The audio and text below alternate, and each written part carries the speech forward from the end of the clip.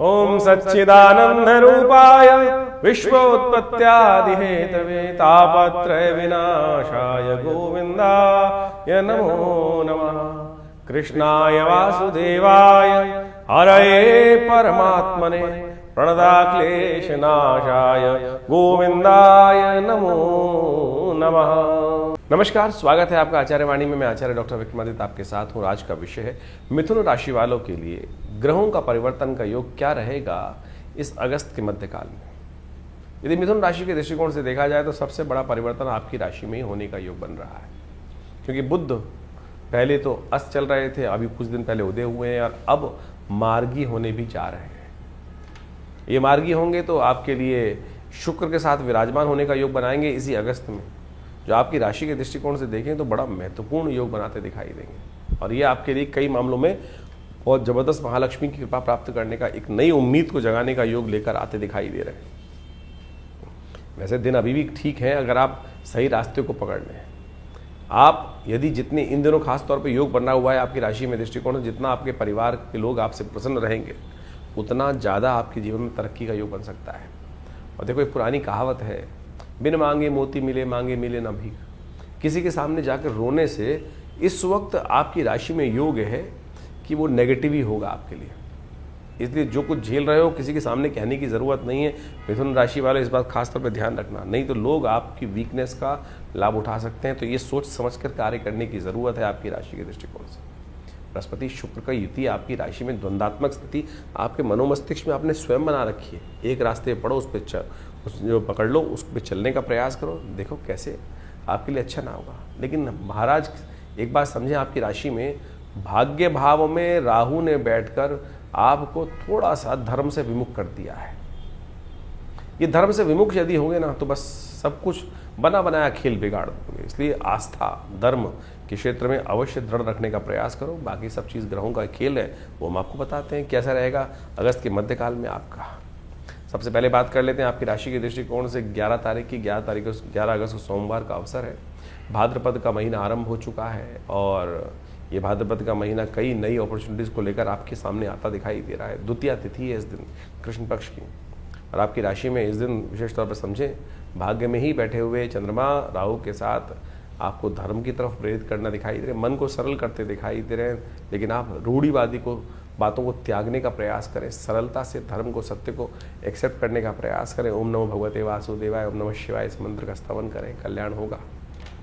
गजकेसरी योग बना हुआ है आपकी राशि में इस वक्त गोचर के दृष्टिकोण से, तो आपके लिए शुभ है। चिंता ना करो, आगे बढ़ने का प्रयास करो। 12 तारीख मंगलवार का अवसर, तृतीया तिथि विद्यमान है और इस दिन ग्रहों का योग समझें तो पहले सबसे पंचांग का ही महत्व समझें।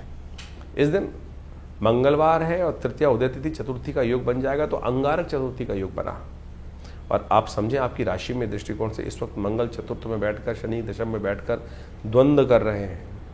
आप अपना जो बाजा है अपने आप ही बजाने के चक्कर में हैं, अपने ही मुँह मिट्ठू बने हुए हैं।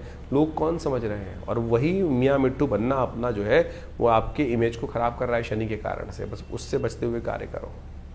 और थोड़ा सा ध्यान रखने की ज़रूरत है कि थोड़ा शातिरता से कार्य कराने की ज़रूरत है। यदि शुक्र नीति को इस्तेमाल कर लोगे तो फिर वारे न्यारे हो सकते। कम बोलो, ज़्यादा काम कर लो, बस इस बात का ध्यान रखते हुए कार्य करेंगे तो अच्छा रहेगा। गणेश चतुर्थी है इस दिन, गणेश जी का सुंदर स्तवन करें। और अंगारक चतुर्थी का योग बन रहा है, मंगल के नेगेटिव चीज़ों को खत्म करने का योग बन रहा है।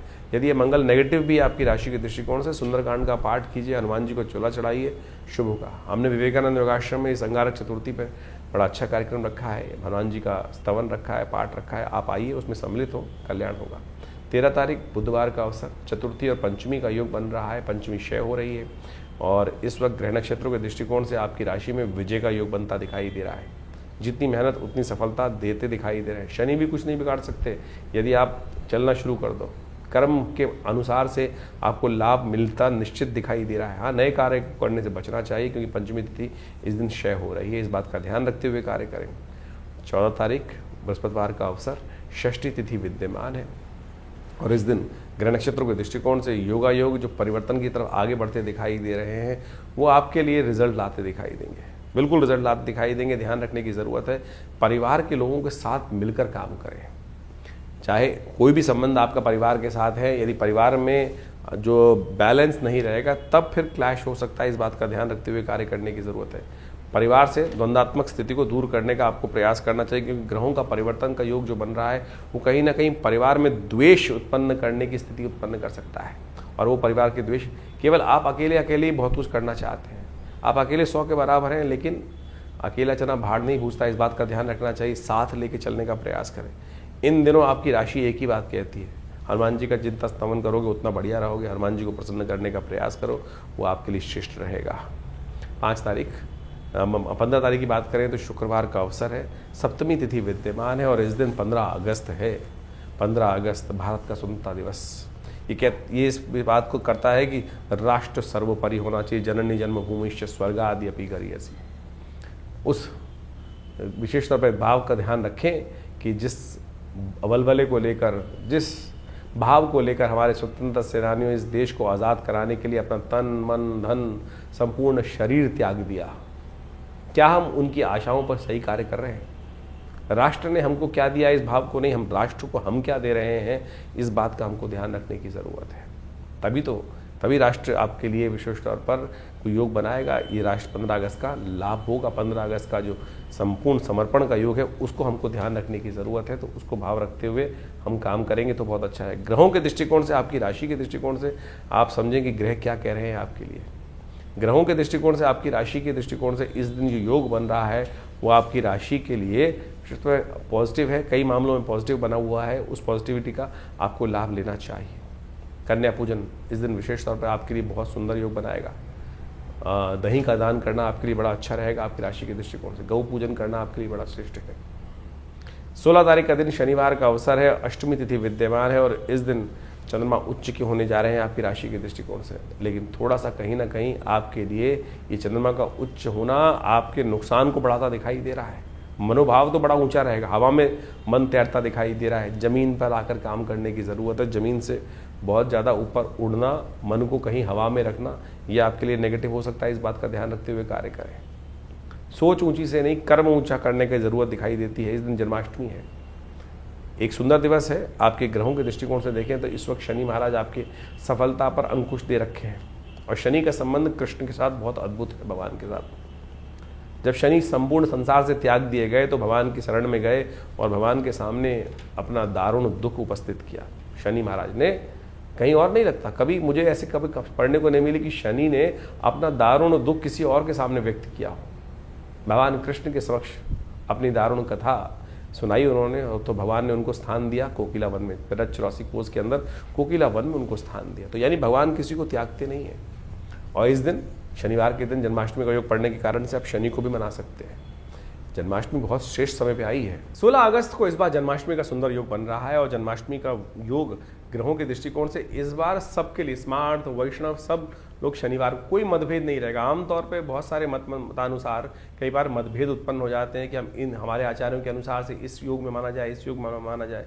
लेकिन इस बार यदि पंचांग को देखा जाए तो बहुत सारे द्वंद्वों को करने की ज़रूरत ही नहीं है। अष्टमी उदया तिथि के रूप में विराजमान है 16 तारीख को, और उसके साथ साथ सुबह रात्रि के समय जिस वक्त भगवान का जन्म माना जाता है उस समय वृषभ लग्न भी उपस्थित हो ही जाएगी। और साथ साथ चंद्रमा भी विशेष तौर पर यदि देखा जाए तो वृषभ राशि में ही उस दिन उच्च के विराजमान होकर रहेंगे। और इसके साथ साथ एक बात, और ग्रहों का योगायोग और भी बड़ा सुंदर ये बन रहा है कि रोहिणी नक्षत्र वो भी रात्रि के अंतिम पहर में जाकर भोर काल से पहले पहले उपस्थित होने के योग बना लेगा। दिल्ली के पंचांग के अनुसार से देखें तो बहुत सारे ग्रहों का योगायोग इसी प्रकार से बन रहा है। तो क्या स्मार्ट, क्या वैष्णव, क्या संप्रदाय, समस्त लोगों के लिए ये सुंदर तिथि है। भगवान सुंदर का अभिषेक करें, भगवान का विशेष तौर पर पूजन करें। ओम नमो भगवते वासुदेवाय पुरुष सूक्त के द्वारा भगवान को सुंदर रूप से स्नान कराएं और उनका पूजन करें। षोडश विधि के अनुसार से, षोडश जो हमारे पूजा पाठ के तरीके हैं उन सब के द्वारा सहस्रसी रेखा पुरुखा सहस्राक्ष सहस्रपात सभो में गंग सर्वात्मत्वात्रोतिष्ठ, इसी के द्वारा भगवान का अभिषेक दूध से, दही से, समस्त पंचामृत से भगवान का अभिषेक कराकर भगवान को वस्त्र अलंकृत करते हुए सुंदर रूप से भगवान का स्तवन करना। कहा जाता है कि आप कुछ और करें ना करें, कम से कम भगवान की जन्माष्टमी के अवसर पर भाद्रपद मास के कृष्ण पक्ष की अष्टमी के दिन अवश्य उपवास रखें। उपवास रख के भगवान का सुंदर रूप से संकीर्तन करें, पूजन करें, भगवान का अभिषेक करें, हरिनाम का संकीर्तन करें। और केवल इसी से आपके अनेक जन्मों के कष्ट जो हैं वो कट जाते हैं। उपवास रखिए। उपवास का मतलब केवल भूख हड़ताल नहीं होता है। आजकल बहुत सारी समस्याएं क्या हो गई, उपवास लोग करने की जहां बात की जाती है तो खाना पीना छोड़कर बैठ जाते हैं। उपवास का मतलब कतई भूख हड़ताल नहीं है। व्रत का मतलब कुछ और है। व्रत का मतलब तो विशेष तौर पर कुछ लोगों ने ऐसा बना दिया कि भैया आज भोजन नहीं करेंगे। मुझे वो बताइए, मैं सीधी तरह से, उपवास करनी बहुत अच्छी, व्रत करना एक बहुत बढ़िया सिद्धांत है। खाना भी ना खाएं तो ठीक है, विश्राम मिलना चाहिए। लेकिन एक बात, छोटी सी बात समझने की आवश्यकता है। आपका बच्चा यदि सुबह से लेकर शाम तक कोई बात कर रहा हो, आप ये चाहिए, पिताजी ये चाहिए, माताजी ये चाहिए, और सुबह से लेकर दोपहर तक, रात तक खाना ना खाए, तो मुझे एक बार बताएं, क्या माता पिता प्रसन्न होंगे? या माता पिता विशेष तौर पर उनका खून नहीं चलेगा कि बच्चा खाना नहीं खा रहा है, और भगवान आपके माँ बाप प्रसन्नता से अपने जीवन यापन कर पाएंगे? नहीं कर पाएंगे। तो शास्त्र में कुछ भ्रांतियां उत्पन्न हो गई हैं। लोगों ने भूख हड़ताल को व्रत मान लिया है। व्रत का वास्तविक अर्थ जो है वो है उपवास। वास का मतलब है रहना, उप यानी जहां से हो, जहां रह रहे हो वहां से हटने का प्रयास करो, कहीं और वास करो, वहां से अपने आप को उठाओ और प्रभु के सानिध्य में जाकर वास करने का प्रयास करो। शांति से प्रभु का स्मरण करो, सात्विकता के साथ रहो, प्रभु के श्री चरणों में निवास करो, तब तो व्रत हुआ, तब तो उपवास हुआ। नहीं तो केवल भूख हड़ताल हुई, नहीं तो जिद हो गई। आपको खाली खाना ना खाना भी एक प्रकार से उपव्रत कहा जा सकता है। लेकिन कुछ कालांतर में ऐसी भ्रांति उत्पन्न हो गई है बहुत सारी चीजों ने कि भूख हड़ताल, पेट को कुछ नहीं देना, उसी को हम व्रत मान के बैठ गए हैं। लेकिन और उस दिन ऐसे समझे कि जिस दिन खाना नहीं खाया, कुछ नहीं किया, उस दिन क्या होगा, और बाहर की चीज सब खा लेंगे। कुट्टू के आटे से लेकर पता नहीं क्या क्या, पकौड़ी, चाट पकौड़ी इत्यादि समस्त खाने की व्यवस्था बना लेंगे। तो फिर वो क्या हुआ, फिर तो वो कुछ और ही हो गया ना। इस व्रत में हरिनाम का संकीर्तन, जागरण, भगवान के नाम का जप, भगवान के क्रियाकलाप जो हैं उनकी कथाएं पढ़ना, उनकी कथा सुनना, उनके मंत्र का जप करना, दान पुण्य करना, सात्विकता का से जीवन निर्वाह करने का प्रयास करना, और विशेष तौर पर मनसा वाचा कर्मणा प्रभु के नाम का संकीर्तन करना, ये तो हुआ उपवास। तो अब आप देख लीजिए आप क्या कर रहे हैं। तो परमात्मा की कृपा प्राप्त करने के लिए फिर कहते हैं लोग संकट नहीं हरे, कष्ट नहीं हरे। तो ऐसे में कष्ट कहाँ हरेंगे? तो इसलिए इस बात को समझें कि इस जन्माष्टमी पर हम भगवान का षोडशोपचार पूजन करें। हमने विवेकानंद योगाश्रम में इस दिन विशेष भगवान का पूजन रखा है। शाम के समय जो करीब करीब यज्ञ के साथ आरंभ होगा और भगवान के पूजन के साथ सुंदर व्यवस्था बनेगी। भगवान को विशेष तौर पर षोडशोपचार पूजन कर उनका विभिन्न प्रकार से, विभिन्न औषधियों से उनका अभिषेक रहेगा, भगवान का पूजन रहेगा, भगवान के नाम का संकीर्तन रहेगा, कीर्तन, पूजा पाठ सबकी व्यवस्था है। आप अवश्य भगवान के नाम के संकीर्तन में उस दिन पधारें। आश्रम पे, विवेकानंद योग आश्रम में प्रभु की कृपा से सुंदर कल्याण का अवसर बनेगा। भगवान के नाम का संकीर्तन कर हमारे इस आश्रम पे, जिसमें पिछले करीब आप मान के चलें 50-60 सालों से नित्यपति 8 घंटे यज्ञ होता है। माँ भगवती का सुंदर शिव विग्रह, इस दिन भगवती दुर्गा का भी प्राकट्य उत्सव है। आप महामाया जी का भी प्राकट्य उत्सव माना जाता है, जो भगवान कृष्ण के साथ ही उत्पन्न हुई थी। भगवती दुर्गा की उपासना इस दिन विशेष तौर पर की जानी चाहिए, और भगवती दुर्गा के साथ साथ भगवान कृष्ण की सुंदर उपासना कर इस संसार में शांति स्थापित करने के लिए, कष्टों को निवारण करने के लिए, बिना भगवती की, बिना शक्ति की उपासना किए बिना भगवान की कृपा नहीं होती। तो इसलिए सुंदर रूप से आप अपने कार्यक्रमों में, यज्ञ में सम्मिलित हों। भगवान के नाम के संकीर्तन में हम विशेष रूप से कार्यक्रम रख रहे हैं, तो आप अवश्य अपना स्थान आरक्षित कर इस कार्यक्रम में सम्मिलित हो सकते हैं। तो मिथुन राशि वालों, जन्माष्टमी के सुंदर पर्व पर आप सबसे पहले एक काम करें, कैसे पूजा की जाए, कि कौन सा खास मंत्र का जप किया जाए, कैसे आपके भाग्य जाग जाए। शनि जो आपके कई मामलों में रिजल्ट नहीं लाने दे रहे हैं, आपके लिए द्वंद्वात्मक स्थिति उत्पन्न कर रहे हैं, उनको भी ठीक करने का दे रहे हैं, क्योंकि शनिवार के दिन जयंती जन्माष्टमी पड़ रही है। सबसे पहले तो व्रत रखें, भगवान का स्तवन करें, उपवास करें, भगवान के मंत्र का जप, ओम नमो भगवते वासुदेवाय, इस मंत्र का जप कम से कम रुद्राक्ष की माला से अवश्य 108 बार तो अवश्य संकीर्तन करने का प्रयास करें। शाम के समय भगवान का अभिषेक करें। विशेष तौर पर आपकी राशि के दृष्टिकोण से तुलसी दल डालकर भगवान का चरणामृत, गंगा जल उपस्थित कर चंदन इत्यादि, कपूर इत्यादि लाकर भगवान का को जो है पंचामृत बनाया जाए। उस पंचामृत से भगवान को स्नान कराया जाए और उसके बाद उस चरणामृत को ग्रहण करें तुलसी दल समेत। ओम कहा जाता है, अकाल मृत्युहरणम सर्वव्याधि विनाशनम विष्णु पादोत्कंपित्वा पुनर्जन्म न विद्यते। इस मंत्र के अक्षर अक्षर पर ध्यान एकाग्र करते हुए और हो सके तो विशेष तौर पर आपकी राशि के दृष्टिकोण से भगवान का एक बहुत सुंदर झूला बनाकर भगवान को तुलसी दल अर्पित अवश्य करें। आपकी तुलसी जो है आपकी राशि से बहुत श्रेष्ठ संबंध रख रही है। तुलसी दल भगवान को विराजे। भगवान के संबंध में तुलसी दल की कथा है बड़ी विचित्र। कहा जाता है कि भगवान एक बार तुलने के लिए कहा गया कि ऐश्वर्य के लिए संपूर्ण रानियों को एकत्र किया गया कि भगवान के बराबर सोने का दान करना है। संपूर्ण रानियां अपने समस्त आभूषण लेकर उपस्थित हुए। कहा जाता है कि पलड़ा जरा का टसका मस्त नहीं हुआ।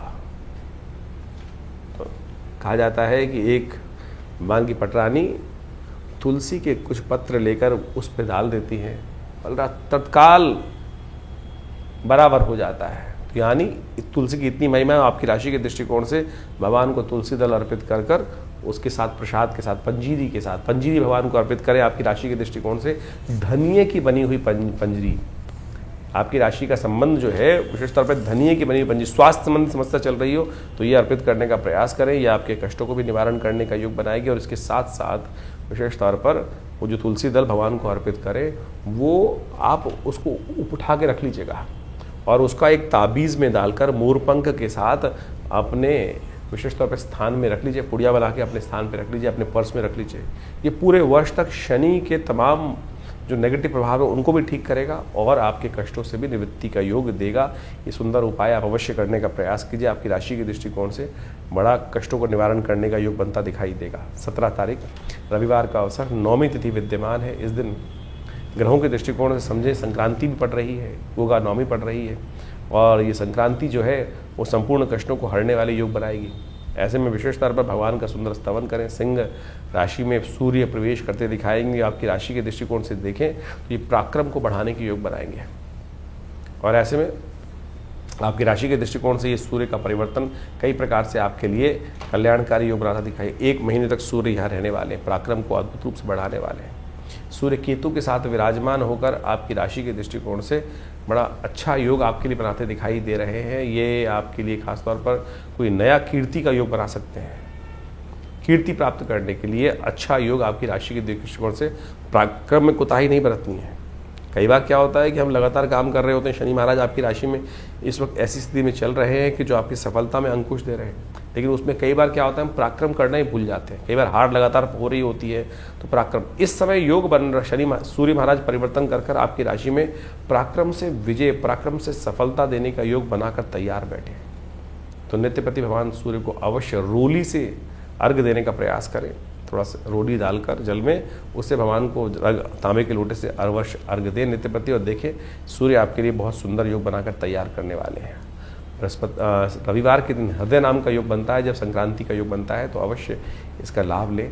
और संक्रांति का पुण्य वैसे अगले दिन रहेगा क्योंकि रात को करीब करीब 2 बजे के आसपास सूर्य परिवर्तन की तरफ जा रहे हैं। तो ऐसे में अगले दिन सूर्य उठकर आपकी राशि के दृष्टिकोण से आपके लिए श्रेष्ठ रहेगा कि घी का दान करें, आप पंखे का दान करें, छाते का दान करें। बरसात का मौसम चल रहा है, ऐसे में छाते का दान करना आपकी राशि के दृष्टिकोण से बहुत सारे अशुभ ग्रहों को ठीक करने वाला रहेगा।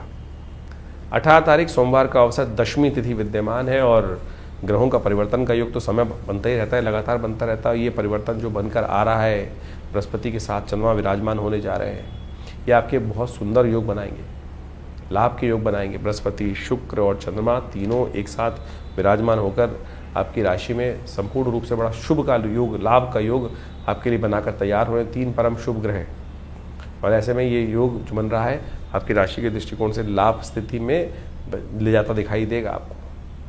चंद्रमा को थोड़ी ताकत देने की ज़रूरत है क्योंकि चंद्रमा इन दिनों कृष्ण पक्ष के हैं। तो हो सके तो दूध का दान यदि आप करें तो चंद्रमा को बल का प्राप्त होगा और मन थोड़ा सा चुप। आमतौर पर आपकी राशि के दृष्टिकोण से देखा जाए तो चंद्रमा जब कृष्ण पक्ष का होता है थोड़ा मन को कहीं निर्बल कर देता है। तो ऐसे में इसको सद्बल देने के लिए दूध इत्यादि, चावल इत्यादि का दान करना आपके लिए श्रेष्ठ रहेगा। 19 तारीख मंगलवार का अवसर, एकादशी तिथि, अजा एकादशी का योग बन रहा है। ग्रह नक्षत्रों के दृष्टिकोण से इस समय ग्रहों का योग देखें तो आपकी राशि के अनुसार से करीब करीब 90% अच्छा चलता दिखाई दे रहा है। बस धर्म के साथ रहें, मन में कहीं भी धर्म के प्रति द्वेष ना लाएं, सत्य को साथ ना छोड़ें, गलत तरफ न जाने का प्रयास करें। यही सबसे बड़ा धर्म का अनुसरण करना है। विश्वास मन में जगा के रखने का प्रयास करना चाहिए। अजा एकादशी है, अजा एकादशी का शास्त्र में बहुत महत्व कहा गया है। हमारे जीवन में जब कष्ट आता है कहीं ना कहीं किसी कर्म के अनुसार से ही आता है, चाहे वो इस जन्म का हो चाहे वो पूर्व जन्म का हो। इस जन्म की तो बहुत सारी घटना हमको कई बार याद रहती हैं, लेकिन पूर्व जन्म की तो पता नहीं कौन सा बैंक, कौन सा अकाउंट है, कहाँ क्या हुआ। तो कार्मिक अकाउंट के दृष्टिकोण से कहा जाता है अजा एकादशी के दिन यदि कृष्ण पक्ष की पड़ने वाली जो एकादशी भादों में आती है, उस दिन यदि हम विष्णु सहस्रनाम का पाठ करें, भगवान विष्णु का सुंदर पूजन करें, तो पूर्व अर्जित जो कर्म है वो भी कहीं ना कहीं नेगेटिव कर्म है वो निष्क्रिय, निष्फल हो जाते हैं। तो इस सुंदर तिथि में उसका लाभ लें। 20 तारीख बुधवार का दिवस, द्वादशी तिथि विद्यमान है और ग्रहों का परिवर्तन का योग जो बन रहा है वो आपकी राशि के दृष्टिकोण से नया एक योग लेके आता दिखाई दे रहा है। और ये योग आपके लिए दिखा रहा है कि आशीर्वाद से मेवा प्राप्त होने के योग बनेंगे। गोवत्स द्वादशी है, गाय को, बच्चे का गाय का जो बछड़ा होता है उसका पूजन करें, गुड़ खिलाएं उसको। और आपकी राशि के दृष्टिकोण से बुध महाराज जो परिवर्तन की तरफ जा रहे हैं उनको थोड़ी और शक्ति देने की ज़रूरत है, क्योंकि बुध और शुक्र बहुत जल्दी एक साथ विराजमान होने जा रहे हैं और एक महालक्ष्मी योग का निर्माण धन भाव में बैठकर दोनों एक होने जा रहे हैं। उससे पहले एक योग बन रहा है बुध प्रदोष का। तो इस दिन कन्या पूजन शाम को यदि कर सके तो बहुत अच्छा रहेगा। भगवान शंकर की उपासना रुद्र अष्टाध्यायी का पाठ करें, हो सके तो भगवान रुद्र को अभिषेक करते हुए भंग इच्छु रस से या गन्ने के रस से या भंग के रस से भगवान का अभिषेक करना आपके लिए कल्याणकारी रहेगा। तो ग्रहों का योगा योग आपने समझा। इस वक्त भाद्रपद का महीना चल रहा है और भाद्रपद के महीने में जो ग्रहों का योगा योग परिवर्तन का योग बनाएगा वो तो आपके समक्ष है ही है, लेकिन एक विशेष योग बन रहा है कि इस भाद्रपद में 5 रविवार का योग बन रहा है। और इस बार राजा भी सूर्य ही हैं, पूरे जो विश्व के राजा है, संवत के राजा हैं।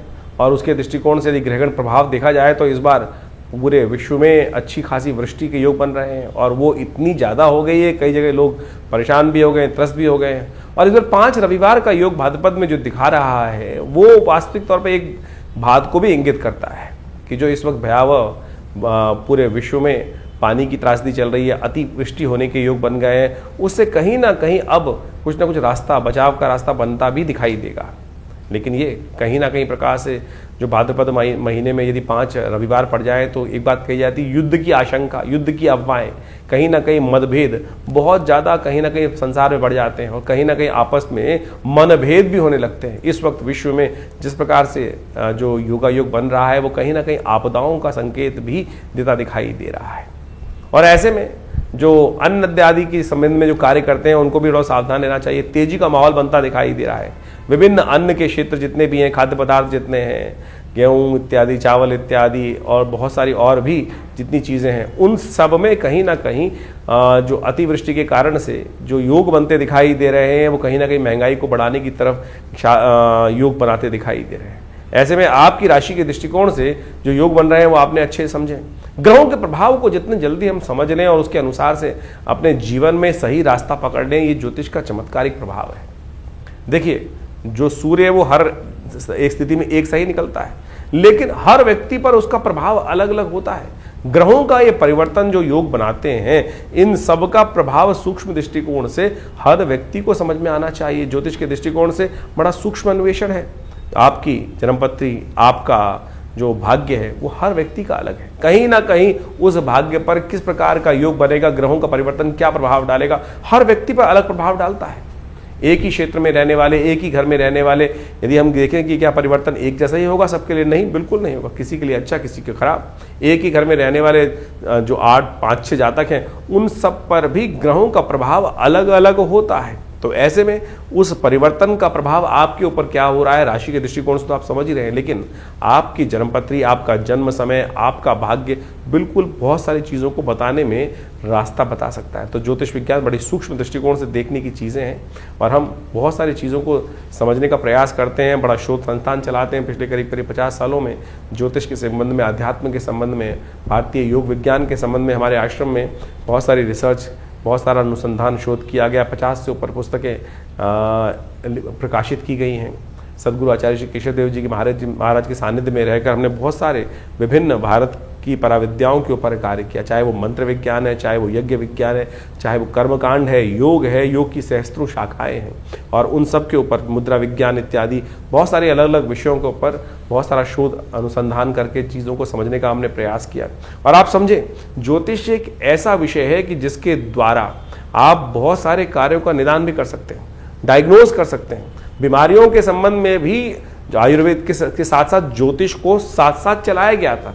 आज जो समाज में जो आयुर्वेद का या चिकित्सा विज्ञान का भाव है, वहां ज्योतिष के एक पार्ट को निग्लेक्ट कर दिया गया है। अरे ज्योतिष पूरी तरह से डायग्नोज पर ही है, आपके ग्रह बदले और वो कहीं ना कहीं कौन सा रोग उत्पन्न करेंगे, किस प्रकार से बीमारी का रास्ता बनाएंगे, ये भी ज्योतिष के अंदर बहुत अच्छे से, अगर समय खराब चल रहा है, किस प्रकार से कौन से मंत्र को जप कर कर, कौन सी मुद्रा का प्रयोग करके, कौन सी औषधि कब आपके लिए अच्छी अनुरूप रहेगी, कौन सी औषधि कब कार्य नहीं करेगी, ये भी ज्योतिष विज्ञान के माध्यम से आप बहुत अच्छे से समझ सकते हैं, कार्यों को कर सकते हैं। हमने इसके ऊपर बहुत अच्छे से चीज़ों को समझने का प्रयास किया। बहुत सारी चीज़ें हम समय समय पर आपके बहुत सारे अपने इन कार्यक्रमों के माध्यम से आपके समक्ष रखते भी आए हैं। तो आप ज्योतिष विज्ञान को सही रूप समझने का प्रयास करें। विडंबनाएं, बहुत सारी लोग आपके मन में ऐसे भाव डालने का प्रयास करेंगे कि सब कुछ भी सत्य नहीं है। अरे नहीं, एक एक चीज़ सत्य है, एक एक चीज़ का प्रभाव है, इसको आप समझें। हमारे ऋषि मुनियों ने हजारों लाखों पुस्तकें, लाखों अनुसंधान हमारे समक्ष उपस्थित किए हैं। हर ऋषि, करोड़ों ऋषि हुए आज तक हो चुके हैं, और उन सब ने अपने शोध हमारी भारतीय संस्कृति में जगह जगह बताए हैं, और लोग उसका प्रभाव देखते भी आए। और हमने खुद देखा, बहुत सारे महामृत्युंजय मंत्र इत्यादि बहुत सारे अनुष्ठान जो समय समय पर करते हैं, उनका प्रभाव बहुत प्रत्यक्ष रूप से होता है। चाहे वो जीवन के स्वास्थ्य संबंधी समस्याएं, चाहे वो जीवन की किसी भी पहलू से संबंधित समस्याएं, उसका निदान करने के लिए विभिन्न मंत्रों के माध्यम से, विभिन्न उपायों के माध्यम से, चाहे वो रत्न है, चाहे वो विभिन्न उपाय है, चाहे वो दान है, चाहे वो पुण्य है, चाहे वो औषधि है, चाहे वो ध्यान है, इन सबको मार्ग अपना सकते हैं। और तो और मुद्राएं तो अपने आप में चमत्कारिक प्रभाव दिखाती हैं। ये शरीर के जो विभिन्न भागों के द्वारा योग और विभिन्न मुद्राओं का उपयोग किया जाता है। जैसे किसी का बृहस्पति खराब है तो ये ज्ञान मुद्रा का नित्यप्रति अभ्यास करें, देखें, किसी और चीज़ की आवश्यकता ही नहीं पड़ेगी। शनि यदि खराब चल रहा है, शनि का दुष्प्रभाव बहुत ज़्यादा जीवन में हो रहा है, तो यदि नेगेटिव प्रभाव है तो इसको इस मुद्रा के द्वारा, शून्य मुद्रा का उपयोग करते हुए, शनि की मुद्रा का उपयोग करते हुए यदि मंत्र जप किया जाए, कुछ भी उसका नित्य प्रति इस मुद्रा का अभ्यास किया जाए, तो उससे भी बहुत जबरदस्त प्रकार से आपकी समस्याओं को ठीक करने में रास्ते मिलते हैं। तो ऐसे बहुत सारी चीज़ें हैं, बहुत सारे मार्ग हैं जिनको आप समझेंगे तो बहुत अच्छे से रास्ता बनता दिखाई देगा, कष्टों को निवारण करने का योग बनता दिखाई देगा। और इन सब चीज़ों को हमें अच्छे से समझ लेना चाहिए। बहुत सारे लोग, ये कहानियां नहीं है, पुराण इत्यादि में जो रहस्य बताए गए हैं वो कतई किसी प्रकार भी कहानियां नहीं है, लेकिन उनके पीछे उसका आदि भौतिक आदि दैविक रहस्य छुपा हुआ है। उन रहस्यों को हमको समझना चाहिए। अभी सावन का महीना समाप्त हुआ, सावन में भगवान का जैसे रुद्राभिषेक करते हैं, रुद्राभिषेक करते हुए भगवान पर विभिन्न प्रकार से भगवान को स्नान कराया जाता है, कभी दूध से, कभी दही से, कभी भस्म से।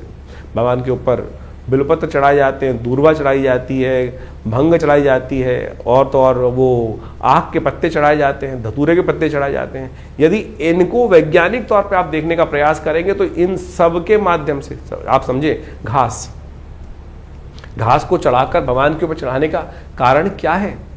उसका मंत्र है कांडात कांडात प्रोहंती। भगवान के ऊपर चढ़ाते हुए इस मंत्र को कहा जाता है। औषध विज्ञान के अनुसार से आपके जो बहुत सारी बीमारी को ठीक करने के लिए, पेट संबंधी बीमारियों को ठीक करने के लिए ये बहुत दिव्य औषधि है।